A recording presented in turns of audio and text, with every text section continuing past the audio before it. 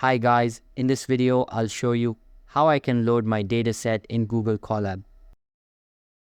First, open any preferred browser on your PC and search for Google Colab. Open the first website from the search results and you will be asked to sign in. After signing in, a pop-up will open up.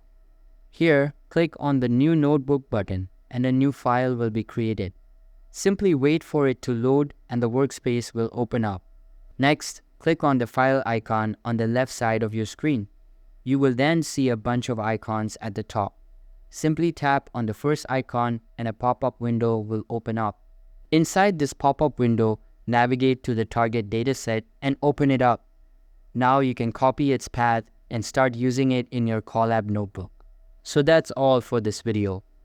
If this video was helpful, don't forget to subscribe and hit the like button. Thanks.